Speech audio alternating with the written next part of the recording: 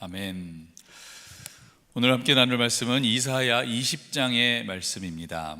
이사야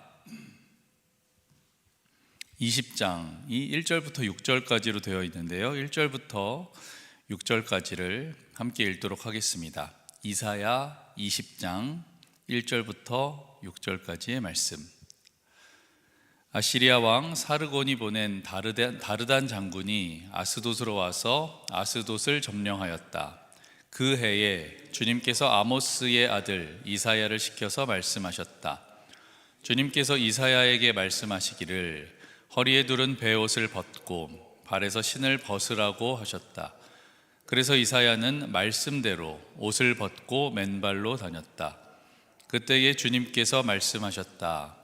나의 종 이사야가 3년 동안 벗은 몸과 맨발로 다니면서 이집트와 에티오피아에게 표징과 징조가 된 것처럼 아시리아 왕이 이집트에서 잡은 포로와 에티오피아에서 잡은 포로를 젊은이나 늙은이 할 것 없이 모두 벗은 몸과 맨발로 끌고 갈 것이니 이집트 사람이 수치스럽게도 그들의 엉덩이까지 드러난 채로 끌려갈 것이다. 그리하여 에티오피아를 의지하던 자들과 이집트를 그들의 자랑으로 여기던 자들이 두려워하고 부끄러워할 것이다. 그날이 오면 이 해변에 사는 백성이 이렇게 말할 것이다. 우리가 의지하던 나라 아시리아 왕에게서 구해달라고, 우리를 살려달라고 도움을 청한 나라가 이렇게 되었으니 이제 우리가 어디로 피해야 한단 말이냐. 아멘. 오늘 말씀은 이사야 20장의 말씀인데 오늘 말씀을 이해하려면 역사적인 배경을 조금 살펴보는 것이 필요합니다. 먼저 1절 말씀부터 보도록 하시면, 1절은 아시리아의 왕 사르곤이 보낸 다르단 장군이 아스돗으로 와서 아스돗을 점령하였다라고 기록하고 있습니다. 고유명사가 조금 많아서 헷갈리실 수도 있는데 하나씩 살펴보도록 할게요. 먼저 사르곤과 다르단이 등장을 합니다. 먼저 사르곤은 아시리아의 왕의 이름이고요, 그 사르곤 왕이 다르단 장군을 보냈다고 나오는데 이 다르단은 사람 이름은 아니고 당시 아시리아 군대의 최고 사령관을 지칭하는 직위의 명칭입니다. 그러니까 사르곤 왕이 다르단이라는 사령관을 보낸 것이죠. 이 당시 이 다르단의 권위와 명령은 왕의 버금 같다고 합니다. 이 다르곤 장군이 아스돗을 쳤습니다. 그럼 아스돗은 어디일까요? 아스돗은 블레셋의 주요 성읍 중에 하나입니다. 그러니까 아시리아가 블레셋을 친 거예요. 그럼 아시리아는 블레셋을 왜 쳤을까? 이 다르단 장군이 아스돗을 친 것이 BC 720년인데요 이 당시에는 아시리아가 고대 근동 지방의 패권을 쥐고 있을 때입니다. 세계사를 보면 최초로 기마대를 육성한 나라가 아시리아였다고 그래요. 그리고 전차병이 유명했다고 하는데 배너에 나오는 전차를 한번 생각해 보시죠. 말이 끌고 전차가 있고 바퀴에 이런 무기들이 달려 있잖아요. 이 당시에 이 전차병이 상대 진영을 무너뜨리고 그 다음에 기마대가 출동을 하고, 그리고 보병이 마무리하는 식의 전술이 이 아시리아의 강력한 전술이었다고 합니다. 그런데 이 블레셋이라는 나라가 이집트와 짜고서 이 아시리아 제국의 반란을 일으킨 것입니다. 아시리아 연보에는 블레셋의 아주리 왕이 아시리아에 곡물 바치는 것을 거부하고 이웃 국가들과 반란을 선동했다라는 기록이 있다 그래요. 그러니까 이 아시리아가 바로 원정군을 블레셋에 보내버린 거죠. 그리고 아주리라는 왕을 처단을 했습니다. 그리고 난 다음에 아히메티라는 동생을 왕으로 세우고 꼭두각시 정권을 만들어버린 거예요. 그러니까 이 아스돗이라는 성읍에 있었던 이 블레셋 거민들이 그것을 가만히 보고 있지를 않죠. 다시 반란을 일으켜서 이 꼭두각시 왕을 살해하고 정권을 되찾아옵니다. 그리고 나서는 아시리아가 다시 공격을 해올 거잖아요. 그것에 대비해서 주변 국가의 모압과 에돔 같은 주변 나라와 연대를 강화하고, 이때 유다한테도 니네 우리랑 같은 노선에 서자, 아시리아에게 저항을 하자라는 것입니다. 이런 상황에서 이집트까지도 유다에게 야, 내가 너네 지원해 줄 테니까 우리랑 같이 하자라는 것을 요구한 것입니다. 근데 마침 유다도 이 아시리아가 블레셋을 정복한 게 720년이거든요. 근데 바로 2년 전인 722년에는 무슨 일이 있었냐 하면 이 아시리아가 북이스라엘을 정복을 합니다. 그러니까 2년 후인 이 남유다도 사마리아가 무너지는 것을 보고 두려움을 느끼던 차에 아시리아로부터 자신을 지켜줄 동맹 세력이 필요했던 것이죠.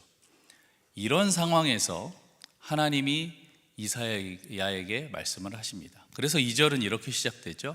그 해에, 개역개정에서 그때에 라고 시작을 하고 있습니다. 이런 상황인 거죠. 그때에 주님께서 이사야에게 말씀하셨습니다. 허리에 두른 베옷을 벗고 발에서 신을 벗어라. 그래서 이사야는 말씀대로 옷을 벗고 맨발로 다니게 됩니다. 엄청난 사건이죠. 여러분, 이게 보이시나요? 우리는 이런 것들을 볼 수 있어야 되고 또 이런 것들을 본받을 수 있어야 되는데 우리가 성경에 나오는 이 성경 인물들의 반응을 너무 당연하게 받아들이는 것 같습니다. 엄청난 사건인데 그랬나 보다 하고 넘어간 것 같아요. 보세요. 이사야는 이유도 모르는데 옷을 벗고 신발을 벗으라고 하는 명령에 순종합니다. 여러분 같으면 하실 수 있으시겠어요? 옷 벗고 신발 벗고 다녀라. 이유도 몰라요. 기간도 모릅니다. 그리고 이사야는 당시에 왕궁에 드나들었던 인물입니다.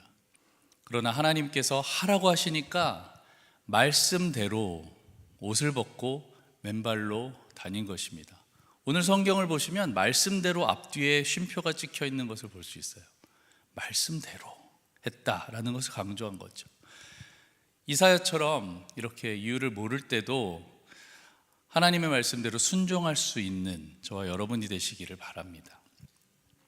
자, 이사야가 순종을 먼저 했어요. 이유도 몰랐다고 했죠. 근데 순종을 먼저 했더니 그 후에 하나님이 그 이유에 대해서 말씀해 주십니다. 3절, 그때가 언젠가 이사야가 순종하고 난 후가 바로 그때입니다. 그리고 그때는 3년이나 지난 때였다고 기록을 하고 있죠. 3년 동안이나 벗은 몸과 맨발로 다닌 후인 것입니다. 그리고 옷과 신발을 벗고 다닌 뜻과 목적을 말씀해 주십니다. 이것은 이집트와 에티오피아에 대한 징조와 예표이다. 그들의 운명을 예고하신 것이지요. 그럼 이집트와 에티오피아의 운명이 무엇이냐? 4절 말씀을 함께 한번 읽어보겠습니다. 시작. 아시리아 왕이 이집트에서 잡은 포로와 에티오피아에서 잡은 포로를 젊은이나 늙은이 할 것 없이 모두 벗은 몸과 맨발로 끌고 갈 것이니 이집트 사람이 수치스럽게도 그들의 엉덩이까지 드러낸 채로 끌려갈 것이다. 다 끌려갈 거라는 거죠. 다 수치를 당한다는 거예요. 이집트와 에티오피아가 망할 거다라는 것입니다. 이 이사야의 예언은 40년 후인 BC 671년에 성취가 됩니다. 그리고 난 5절, 이집트와 에티오피아를 의지했던 주변 나라들은 이제 두려워하고 부끄러워할 것이라는 거죠. 그리고 6절은 그날이 오면 이제 우린 어떻게 해야 되나, 그들을 의지했던 나라들이 걱정할 것이라는 것입니다. 그러니까 결국 이사야를 통해서 유다에게 하시려는 하나님의 말씀은 무엇이었나? 헛된 것을 의지하지 말라는 것입니다. 이집트나 에티오피아 주변국들을 의지하지 말라는 거예요. 헛된 것을 의지하면 어떻게 된다? 수치를 당하게 될 것이다. 당시 전쟁 포로들은 벗은 몸으로 끌려갔다고 합니다. 그것을 이사야가 보여준 것이죠. 바로 헛된 믿음의 결과를 보여준 것입니다. 블레셋은 자신들의 성읍을 아시리아에게 정복당한 후에도 계속해서 이집트와 에티오피아를 의지하게 되는데, 그러나 이 이집트와 에티오피아마저 아시리아에게 정복당하고 나니까 더 이상 아무 데서도 도움을 받을 수가 없는 것입니다. 유다 백성들도 마찬가지인 것이죠. 그리고 이것은 오늘 사는 우리에게도 마찬가지인 것입니다. 사랑하는 성도 여러분, 지금 무엇을 의지하고 계십니까? 환난과 어려움이 생기면 뭐부터 하세요? 자신의 능력, 사업 수완, 인간관계, 경험, 돈, 아니면 어떤 힘을 의지하고 계신가요? 여러분은 그리고 지금 무엇을 향해, 무엇을 위해 전력 질주를 하고 계십니까? 지금 강하다고 생각하는 것이 언제나 강한 것이 아닙니다. 오늘 잘 되었다고 해도 내일 잘 된다는 보장이 없지요. 우리는 내일 일을 모릅니다.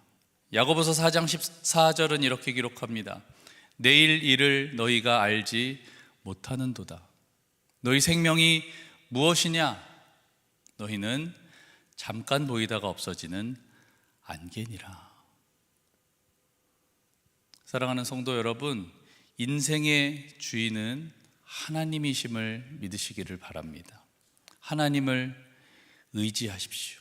우리가 의지하는 모든 것은 결국 하나님 앞에서는 아무런 힘도 되지 않을 것입니다.